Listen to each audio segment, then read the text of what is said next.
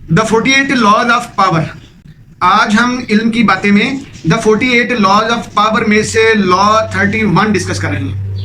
Robert green صاحب کہتے ہیں کہ کنٹرول دا آپشنز، یعنی control the options, get others to play with the cards you deal, یعنی لوگوں سے وہی کام کروائیں جو آپ ان سے کروانا چاہتے ہیں. ٹھیک. رائٹر کہتا ہے کہ اگر آپ پاورفل بننا چاہتے ہیں نا تو آج کے لا 31 کی یہ 5 باتیں بھی آپ کے ذہن میں ہونی چاہیے. نمبر 1، رائٹر کہتا ہے کہ give the illusion of choice, یعنی چوائس، انتخاب کا جھانسا دے کے رکھیں. نمبر 2، رائٹر کہتا ہے کہ فریم دا ڈیسیژن. یہ فریم دا ڈیسیژن سے کیا مراد ہے؟ اسی طرح آج ہم اسی پوائنٹ میں دا فریمنگ ایفیکٹ بھی ڈسکس کریں گے. نمبر 3، رائٹر کہتا ہے کہ keep people in a false sense of control, یعنی لوگوں کو فالس سینس آف کنٹرول میں رکھیں. اور نمبر 4، رابرٹ گرین صاحب کہتے ہیں کہ لمٹ آلٹرنیٹیوز، آلٹرنیٹیو متبادل چیزوں کو لمٹ میں رکھیں. اور آخری بات، یوز فیئر اینڈ ریوارڈ، یہ اسلام کے یہاں بھی پایا جاتا ہے. یوز فیئر اینڈ ریوارڈ، جنت اور دوزخ. سمجھ آئی؟ بسم اللہ الرحمن الرحیم. ساتھیوں، آپ دیکھ رہے ہیں علم کی باتیں اور آج ہم ڈسکس کر رہے ہیں لا 31. رابرٹ گرین صاحب کی کتاب ہے دا 48 لاز آف پاور، اور اس میں سے آج ہم ڈسکس کر رہے ہیں لا 31. رائٹر کہتا ہے کہ کنٹرول دا آپشنز. یہ بڑی اہم بات ہے. کہتا ہے آپشنز کو کنٹرول کر کے رکھیں، آپشن کے اوپر کنٹرول رکھیں. اور کہتا ہے get other to play with the card you deal, یعنی دوسروں سے وہی کارڈ دوسروں کو کھلوائیں جو آپ کھلوانا چاہتے ہیں، یعنی فریب دیں، ان کو جھانسے میں رکھیں، یعنی لوگوں سے وہی کام کروائیں جو آپ کروانا چاہتے ہیں. Make people do what ever you want them do, لوگوں کو سے وہی کام کروائیں جو آپ کروانا چاہتے ہیں. مشکل کام ہے لیکن بڑا آسان کام ہے. دیکھتے ہیں کیسے. رائٹر کہتا ہے کہ اگر آپ یہ چاہتے ہیں تو اس میں پہلا پوائنٹ آپ کے پاس یہ ہے کہ give the illusion of choice. ٹھیک. آپ لوگوں کو نا چوائس کا illusion دیں، یعنی ان کو لگے کہ یہ جو بھی کام آپ کر رہے ہیں نا، وہ لوگ جو بھی کام کر رہے ہیں وہ اپنی مرضی، اپنی چوائس سے کر رہے ہوتے ہیں. ٹھیک ہے. پروپیگنڈا اگر آپ اس کو دیکھو نا تو کیا لگتا ہے؟ ہمیں لگتا ہے کہ ہم کوئی چیز یا کوئی موبائل فون، کوئی بھی چیز ہم خریدتے ہیں تو ہمیں لگتا ہے کہ شاید ہم اپنی مرضی سے خریدتے ہیں. نہیں جناب، ہم خریدتے نہیں، وہ ہم سے خریدواتے ہیں. انہوں نے اتنا اچھا پریزنٹ کیا ہوتا ہے، اتنا اچھے انداز سے اس کے فیچرز بیان کیے ہوتے ہیں کہ ہمارا جھکاؤ ادھر ہی ہوتا ہے. ٹھیک. یعنی جتنی چیز ان کے ہاں زیادہ ورتھ رکھتی ہے، یا وہ چاہتے ہیں کہ اس کی زیادہ مارکیٹ ہونی چاہیے، یا زیادہ اس کی فروخت ہونی چاہیے، یہ زیادہ اس سے پروفٹ آنا چاہیے، اس کو اتنا ہی ڈرامائی انداز میں بیان کیا جاتا ہے. ٹھیک. تو وہ کہتے ہیں ہمیں لگتا ہے کہ ہم سوچتے ہیں، نہیں جی، ہم سے سوچوایا جاتا ہے. یہ بڑا اقبال لفظ ہے. ٹھیک ہے.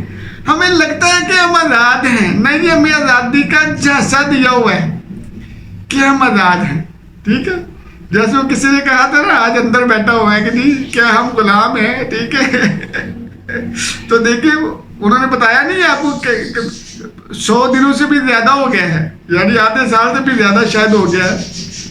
تو وہ ابھی تک ایک ہی جملہ پکڑا تھا، کیا ہم غلام ہیں. تو اندر انہوں نے غلام ثابت کر کے دکھایا تھا، دیکھو آپ غلام ہو نا، ہم نے آپ کو اندر ہم نے کیا کر کے رکھا ہوا ہے.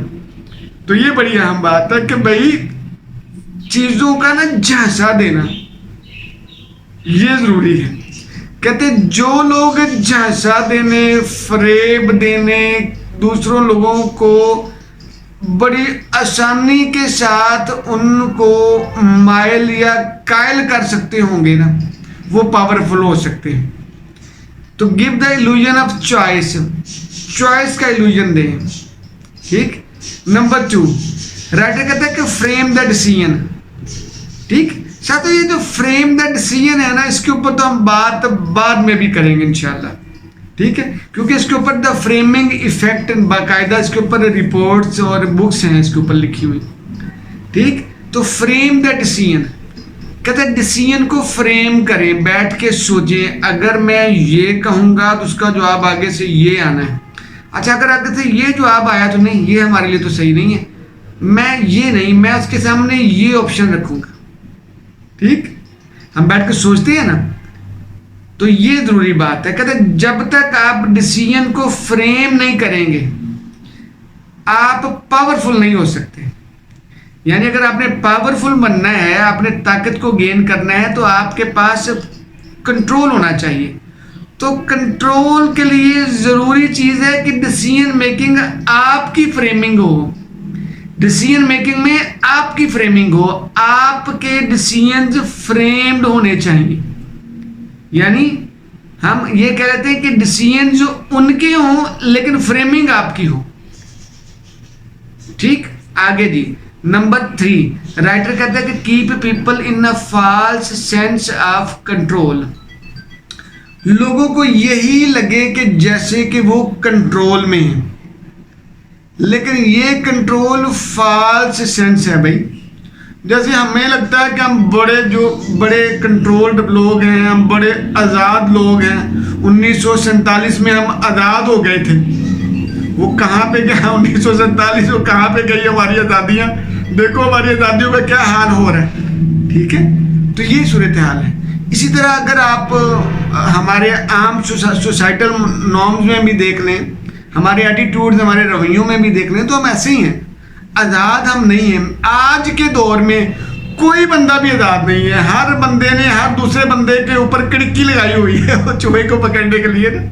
I am sorry negative word use کرنا پڑا مجھے. ٹھیک ہے نا, پنجابی کا لفظ ہے. ٹھیک ہے کہ لوگوں کو ایک جال لگایا ہوا ہے پکڑنے کے لیے. ٹھیک. آگے جی لمٹ آلٹرنیٹیوز.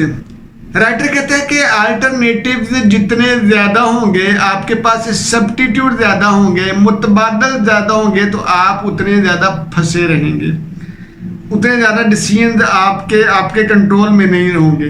اس لیے لمٹ لگائیں ان کے اوپر. کم سے کم آلٹرنیٹیو پیش کریں. کم سے کم آپ کے پاس متبادل رستے ہونے چاہیے.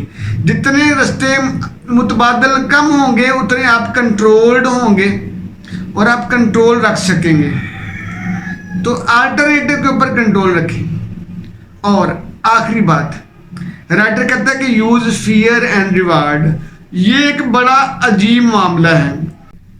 مجھے نا یہ شعر بغاوت والا ہی لگتا ہے, اور میں اکثر اس کے اوپر ڈر جاتا ہوں. جب یہ پڑھتا ہوں میں کہتا ہوں کہ یار یہ بندے نے کتنی بڑی جرت کی ہے.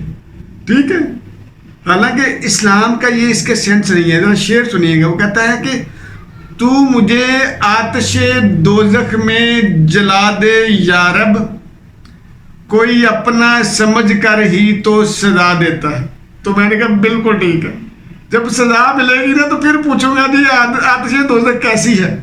اور جس کے اوپر اتنی زیادہ اللہ تعالیٰ نے فیئر کریٹ کر کے رکھا ہوا, اتنی وعیدیں سنائی ہیں, اس حد تک ڈرایا ہوا ہے, تو آپ بڑے آرام سے کہہ رہے ہیں کہ مجھے آتش دوزخ میں جلا دو. اتنا آسان کام ہے. اللہ نے کہا کہ کیا یہ جو کہتے پھرتے ہیں کہ آپ کو جو ہے دوزخ کی آگ چند روز کے علاوہ نہیں جو ہے وہ جلائے گی, تو کیا انہوں نے اپنے حق میں اللہ سے ہم سے وعدہ لے رکھا ہے؟ یعنی اللہ تعالیٰ اتنی صفائیوں اتنی کلیئر کٹ باتیں کرتے ہیں, اور یہ کیا کہتا ہے کہ آتش دوزخ میں جلا دے یا رب. نہ بھیا, فیئر اینڈ ریوارڈ اپنی جگہ پہ. فیئر, یہ دیکھو ہمارے قرآن کا فلسفہ اور اللہ تعالیٰ کا انداز دیکھیے گا. اللہ تعالیٰ نے فیئر اینڈ ریوارڈ کے ذریعے انسان کو گائیڈ کیا ہے. ریوارڈ بھی دیا ہے, تو ریوارڈ بھی پورا تفصیل سے بیان کیا ہے. اور اگر کوئی بندہ ریوارڈ سے نہیں مان رہا تو اس کے لیے فیئر بھی کریٹ کیا ہے. تو فیئر اینڈ ریوارڈ ایک سائیکولوجیکل آسپیکٹس ہیں. یہ دونوں جو سائیکولوجیکل آسپیکٹس ہیں یہ دونوں انسان کی زندگی پر بڑے گہرے اثرات ڈالتے ہیں.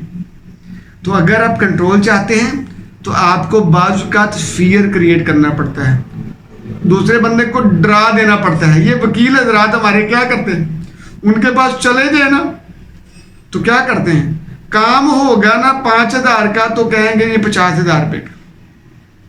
ہو آپ تو پکڑے گئے ہیں, ٹھیک ہے, آپ کو جیل ہو جانی ہے. ٹھیک, تو یہ بڑا کمال ہے. ایک بہت اچھے یعنی ہمارے عزیز ہیں, کوئی جاننے والے ہیں, تو وہ وکیل ہیں, تو ان کا ایک مرتبہ نظر ہی یہ طریقہ کار یہ ہے کہ جو بندہ بیچارہ ان کے پاس چلا گیا نا غلطی سے, تو اس نے کیا کرنا, اس کو اتنا ڈرا دینا ہے کہ بس اس نے کہا لو جی میری تو بچت کوئی نہیں ہے, میں ابھی فیصلہ کروں فوری.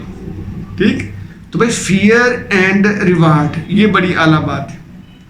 تو ریوارڈ جو ہے نا, بعض اوقات کچھ لوگ ریوارڈ سے چلنے والے ہوتے ہیں. جیسے میں اپنے بچوں سے کہتا ہوں, ٹھیک ہے, وہ میرا بیٹا تو بہت کمال بات کرتا ہے, میں نے اس کے ریوارڈ رکھا ہوتا ہے. میں نے کہا جی میرا بچہ نماز پڑھے گا تو ہر نماز کا 1 روپیہ. ٹھیک ہے نا, دیکھو لطیفہ سنیے گا. لیکن اگر نماز چھوڑو گے تو ایک نماز کے آپ کو 10 روپے جرمانا ہوگا. تو مجھے کہتا لو جی لو, یہ دیکھو پاپا کے کام چیک کرو.